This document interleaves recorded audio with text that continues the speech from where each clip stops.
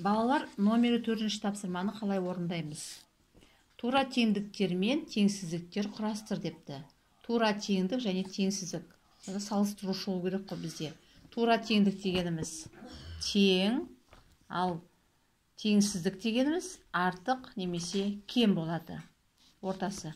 Енді қарайық. Мына жерде бізге монеталар берілген. Осы монеталарды бір-бірімен салыстырамыз. Міне, бірінші өрнек.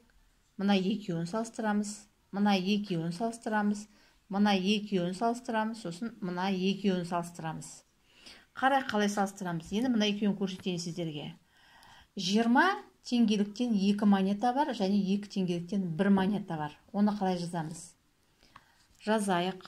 20 теңгелік бізде 2 монета бар. Көбейтеміз. Себебі екеу. 20-ның екеуі деген 20-ны 2-ге көбейт деген сөз. Енді мына жерде 2 теңгелік жалқы. Жалғыз өзі, бұны қосу 2 дейміз. Енді екінші жағын шығарайық. Бұл жерде 10 теңгелік 2 монета және 5 теңгелік 1 монета.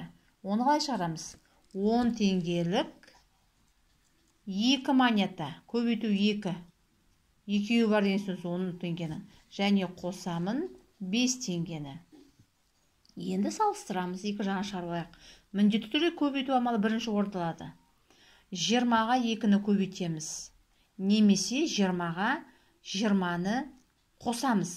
20-ны өз-өзіне 2 рет қосамыз деген сөз. Сонда 40 болады. 40-қа 2-ні қосамыз, 42 болады. Екінші жағын шығарайық. 10 көбейту 2. Білеміз, 2 жердегі 10 деп айтуға болады. Немесе 10-ды 10-ға қосамыз. 2 рет қосамыз 10-ды 10-ға. Сонда шығады 20. Ол 20-ға 5-ті қосамыз. 25. Мен бізге керегі мына жерде 25, ал мына жақ басында 42. Міне енді осы екі санды салыстырамыз.